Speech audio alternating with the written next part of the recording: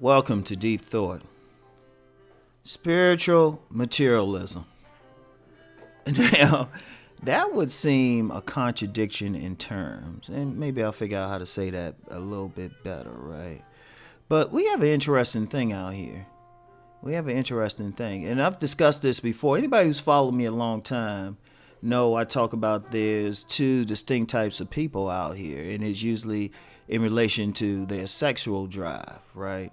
You know, you have the reverent intelligentsians who tend to have a repressed sex drive, and the sensual bohemians whose sex drive is out of control, right?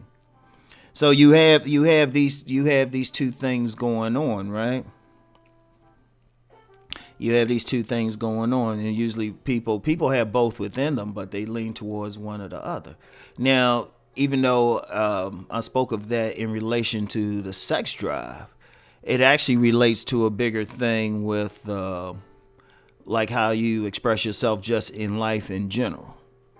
You know, you really can't separate your sexual expression from how you express yourself, like what type of jobs you get into, your political thing, all of that. In fact, I can even tell you, if somebody were to tell me, or if I get a good idea about somebody's sexual nature, I can almost tell you who they're going to vote for in the elections, what political party they're going to follow and everything. That's how deep it is. But that's another conversation. Now, spiritual materialism is very simple. It's a very simple concept, right? One of the things when people is basically you're still a spiritual person, but you don't have a problem with material stuff.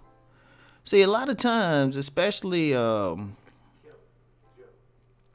when people get into the spiritual life or religious life, I should really call it religious life, right? You know, they get into the world. I mean, you see this in like some New Age groups. You see it in certain Christian groups. They'll say you're in the world or something, right? You know, or you can't be in the world. You gotta be, you know, try to be pious and stuff. You know. Now, here's the thing. A lot of times, people, you know, they get into the spiritual side. You know, that's great. You know, they're trying to work on their morality, trying to be good people and everything, right? Wait a minute. Right? And, you know, if you get some of the more other people, like in certain Christian denominations, you know, they don't listen to the music and, you know, the popular music and all of that. They try not to curse, you know, maybe have some controls over their sexuality and all of that. If they into some of the other spiritual paths, especially what's misnamed New Age stuff, is really like old or pagan stuff, or, you know, African traditional paths, which can be, you know, more spiritual. Or then, you know, people doing meditation and stuff. Well, you know, you shouldn't want that Rolex or anything like that. You know, that's too material. You get into it.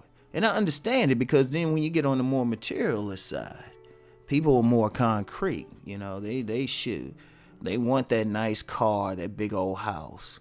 You know, they work hard for that material stuff, right? The thing is, many people are either or. There's a leaning either or. But the reality that people have to come to is that since we're both, the key is balance. Balance is everything. You know, I share that sentiment like with Thanos from Avengers Infinity War, right? I share that same sentiment, right, of being, you know, balanced. You can't really shut down either one, right? For example, the spiritualists, right? The spiritualists, yeah, they can meditate. They know the position of the sun and the moon. And, you know, some of them, if they gifted, can see like 27 spirits around you and everything. But they'll get so spiritual that they got to borrow money from some family members to keep their bills paid. Or they so spiritual, they can't go out and get that job that at least give them a living wage or something, or they have trouble on it because they just got negative energy. I need to smudge in there or something. Or and that's not just them. If somebody's on a Christian or some other path, sometimes they can't work. They get so much into it, right? Shoot, they get so much into what they're doing religiously, they can't keep a regular job or something. Because they can't work around these people, or these people. Shit, they listening to that weird music too much. Pop, or somebody's a Muslim, it's like, nah, they be eating pork too much around here, or something, regardless of what it is. Or if you into one of the religions, which quite frankly, racist religions, and that's coming from different groups where their religion kind of says everybody else is evil. Well, shit, they, if they white, hell no, well, they got too many black people in that job. Or if they black, and yeah, there's some racist black religions or paths.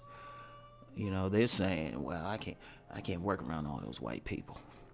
And it's like they be broke, right? It's like, yeah, you got the spiritual, you might have the spiritual part down, but then you're suffering, barely got food in there, or, you put your, you so might be hardcore vegan or something, which I've actually heard stories of parents being on such a hardcore like food thing where they barely feeding their kids, where child protective services come in, and they sincerely spiritual, but then they hurting the kids. But then you go to the other side, the material part. Sometimes people, they want that like late model car, they want that big house, they want those expensive clothes, to the point where they don't have any morality in how they do it. It's just ruthless. It's all about that machine. They're almost like machines. It's kind of like how people go crazy just to get diamonds, and all this stuff happening over diamonds. Diamonds are a useless rock. That's a materialistic attitude. That's like, yeah, they look cute and they'll make a woman feel special or make somebody look rich, But I'm like, other ways, it's just shiny stuff. That's why you had cultures like Native American cultures. They, they saw the gold was there, but they were just like, just like whatever, And see, that material thing, man, there's plenty of people. There are plenty of people, they so much into that material thing that they don't feel fulfilled in life. They'll have a big house, condo, car, money, even beautiful sex partners, and they still like, wow, I'm not feeling this. But the key is you can have both.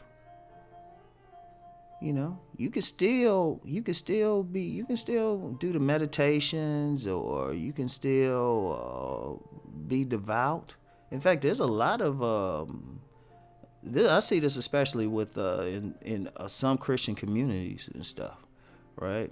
There's a lot of people who have a lot of material wealth, a lot of millionaires who have material wealth, but they very much into their faith. In fact, in a book by Dennis Kimbrough, The Secrets of Black Millionaires, I believe that's the title. I don't have it right in front of me, but he said it. One of the things was faith. So they were still into their faith, but they also had the material goods and everything. Because what happens is they both balance each other out.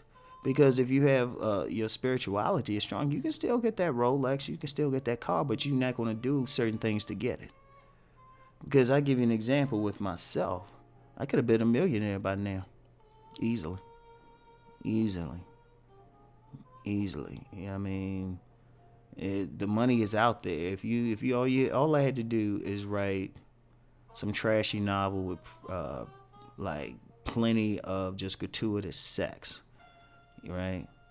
That's all. That's it. That's one way. Or get involved in like the sex trade or the porn industry or something. Right? I mean, there's plenty of legal ways to get in there and you still make your money. Right? But that would have violated like my spirituality. Because my spirituality is whatever I do, it has to lead to something positive. Because even if I were to write about like some novel with plenty of sex. And one of my books too has plenty of sex in it, but it was not just gratuitous sex. You know, it had a purpose. You know, it was more like Tantra, right? Which incidentally, Tantra is actually a good system to balance somebody, because all it means is to weave spirituality into the materialism. So you can still be spiritual, you still meditate and stuff, and you can still want that nice car. Because you think about it, other than the status symbol of it, they drive better. They drive better. You know, it's nice. Or to have a nice space. Trust me, on a hot day, because I actually lived in had a home one time, and you know, the central air went out and it was real expensive to fix it, so that took a while. I don't even think we ever got it fixed. But because, you know, we were so spiritual, you know, the other money wasn't happening or something, you know. And you do get some people so spiritual that they almost don't think they have to deal with the material stuff. They guess they're too spiritual.